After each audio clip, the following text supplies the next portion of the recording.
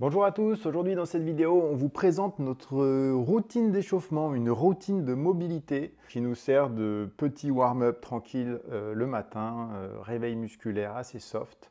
On commence ici avec les épaules, on fait rouler les omoplates de l'avant vers l'arrière puis de l'arrière vers l'avant 5 fois de suite. On essaye de faire des grands ronds, les omoplates se touchent au niveau de la colonne, elles s'écartent ensuite au maximum sur les côtés. Et toujours bien en appui sur mes mains ancrées dans le sol et mes deux genoux aussi complètement fixes sur mon tapis. J'enchaîne ensuite avec l'exercice chachamo, dos creux, dos rond, donc pour la colonne. Le but là, c'est de venir vraiment faire des flexions-extensions de la colonne vertébrale. Donc, je creuse mon dos, j'ouvre ma cage thoracique, j'inspire de l'air, je regarde vers le ciel au maximum. Puis, j'expire mon air en contractant mes abdos, je rentre les abdos, j'arrondis le dos, j'accompagne en rentrant la tête. Il faut vraiment accompagner avec la tête. C'est important, la colonne vertébrale, elle part du bassin et elle va jusqu'au crâne. Donc, la tête a un rôle crucial là-dedans. J'enchaîne après avec un exercice on va dire, d'étirement des muscles du dos. Je vais amener le deltoïde au sol, au niveau de ma main d'appui. Tranquillement, je vais tirer, amener ma main le plus loin possible.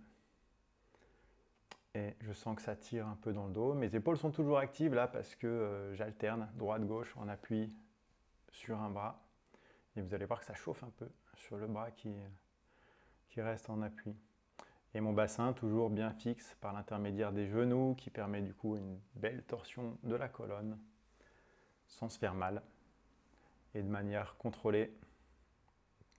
On enchaîne ensuite avec des ouvertures thoraciques, donc une main en appui et mon coude qui s'ouvre vers le ciel le plus possible. Donc j'accompagne encore du regard. Là, à nouveau, la colonne est sollicitée. L'épaule aussi est sollicitée, on est toujours en appui sur un bras.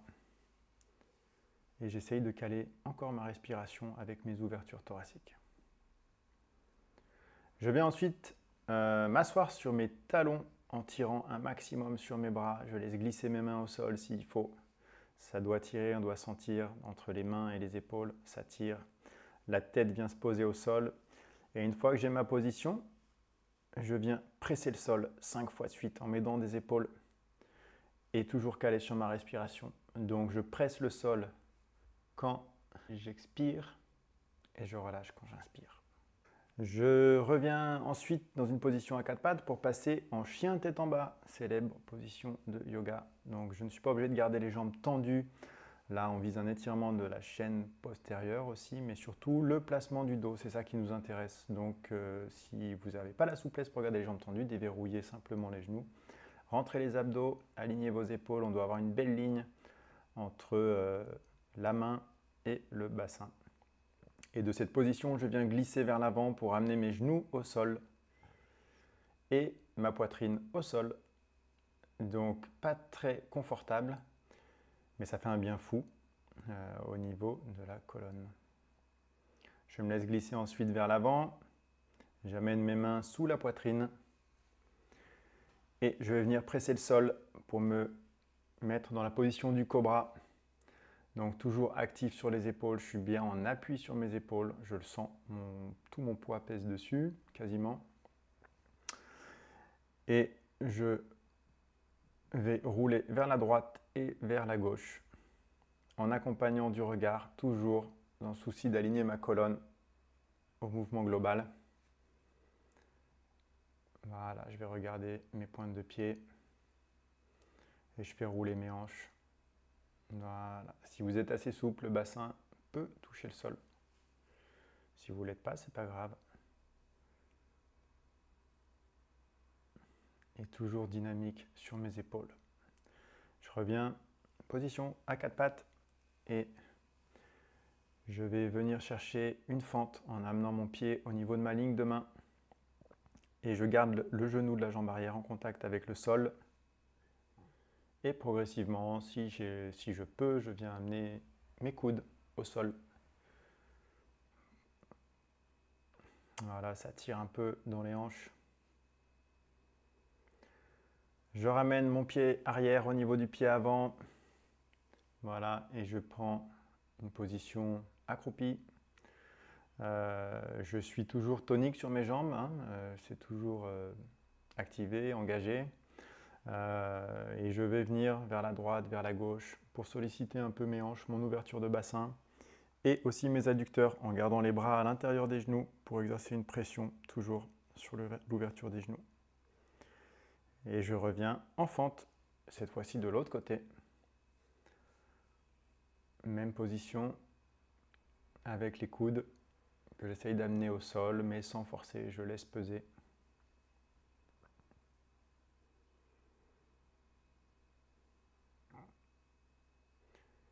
Et puis, je vais ramener à nouveau mon pied vers l'avant, mettre mes deux pieds sur la même ligne, m'accroupir sur mes talons en essayant de les joindre, enfin de quasiment les joindre, de les rapprocher le plus possible. Et je vais me retrouver dans la position du nénuphar en attrapant mes mains derrière mes talons. Les épaules sont à l'intérieur de mes genoux et j'amène ma tête vers le sol si je le peux. Je repars à nouveau en fente. Cette fois-ci, on n'est pas sur le genou, on est sur ses deux pieds. Mes deux mains sont au niveau du pied avant et je vais faire des ouvertures thoraciques à nouveau en allant chercher le ciel le plus haut possible avec une belle ligne d'épaule. Donc mes deux bras sont alignés sur ma ligne d'épaule le plus possible. Je reviens dans la position du nénuphar. Tranquillement, toujours des petits mouvements de hanches à droite, à gauche pour permettre au bassin de s'ouvrir. À nouveau, j'attrape mes talons et je laisse peser. J'enchaîne avec la fente, la deuxième fente de l'autre côté, cette fois-ci, et toujours ces ouvertures thoraciques. J'accompagne du regard. Et je cale aussi ma respiration. J'ouvre ma cage thoracique, j'inspire. Je viens vers le sol et j'expire. Je reviens dans la position accroupie. Toujours des petits mouvements à gauche, à droite pour solliciter les hanches. Je m'assois et là, je vais venir en position d'étirement pour les fessiers. Je vais descendre tranquillement en direction de mon genou. Je vais amener ma poitrine sur mon genou bien alignée. Mais attention, je garde le dos droit. Sinon, pas d'étirement. Donc pensez bien à ça, il ne faut surtout pas arrondir le dos sur cet exercice, ça ne sert à rien. Non, je garde le dos droit et j'amène ma poitrine le plus possible vers mon genou. Voilà, je tiens la posture 5 à 10 secondes maximum, ça ne sert à rien d'en faire trop. Et je vais solliciter mes hanches de manière un petit peu plus active, mais ça reste quand même tranquille. Je suis en appui sur mes mains et je vais aller vers la droite, vers la gauche, avec mes genoux qui viennent toujours en contact avec le sol.